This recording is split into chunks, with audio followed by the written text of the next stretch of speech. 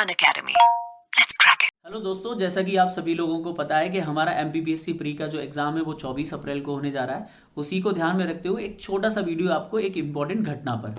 आज हम लोग बात करेंगे लाल किला षड्यंत्र केस के बारे में। लाल किला षड्यंत्र केस नवंबर 1945 में ब्रिटिश सरकार द्वारा आईएनए यानी आजाद हिंद फौज के उन गिरफ्तार अधिकारियों के ऊपर चलाया गया था जिन्होंने आजाद हिंद फौज के माध्यम से भारत पर आक्रमण किया था।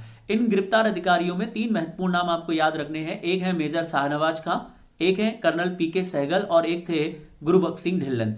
इनमें एक हिंदू है, एक मुस्लिम और एक सिख है। क्योंकि ये तीनों अलग अलग धर्मों के थे, इसीलिए भारत के तमाम जो राजनीतिक दल थे, चाहे कांग्रेस हो, चाहे मुस्लिम लीग हो और अन्य जो दल थे, उन्होंने इन तीनों का समर्थन किया और इन दलों के द्वारा एक समिति का गठन किया गया था जिसका नाम था आजाद हिंद फौज बचाओ समिति।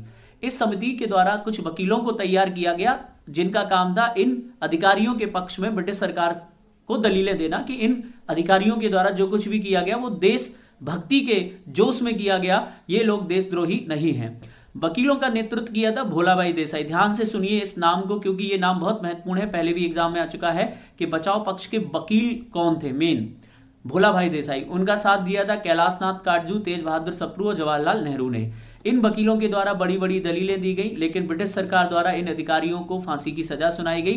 परंतु क्योंकि इन घटना का डेली जो है न्यूज़पेपर में छपता था, जिसकी वजह से भारत में एक जन आंदोलन उत्पन्न हुआ, जन आक्रोश उत्पन्न हुआ, जिसने एक नारा दिया कि लाल किले को तोड़ दो, आजाद हिंद फौज को छोड़ दो। और उसी वजह से तत्कालीन जो वायसरॉय थे लॉर्ड वेवेल, उन्होंने इन तीनों की जो फांसी की सजा है उसे अपने विशेषाधिकार के द्वारा जो है माफ कर दी थी। अब इसमें सवाल यह आता है कि एग्जाम के लिए क्या इंपॉर्टेंट है। तो एग्जाम के लिए पहला इंपॉर्टेंट क्वेश्चन है कि लाल किला षड्यंत्र केस कब घटित हुआ था, तो 1945 नवंबर 1945। दूसरा है कि उन गिरफ्तार अधिकारियों के नाम क्या थे, पीके सहगल, गुरबख्श सिंह ढिल्लन और मेजर शाहनवाज खां। इसके अलावा एक महत्वपूर्ण प्रश्न ये है कि बचाव पक्ष के वकील कौन थे। तो मेन वकील हैं भोलाभाई देसाई और उनके सहयोगी वकील हैं जवाहरलाल नेहरू, कैलाशनाथ काटजू, तेज बहादुर सप्रू।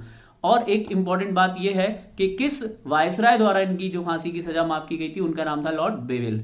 उम्मीद करता हूं आपको यह वीडियो अच्छा लगा होगा। ऐसे ही और वीडियो आपको मिलेंगे। आप इस वीडियो को लाइक कीजिए, शेयर कीजिए। Thank you.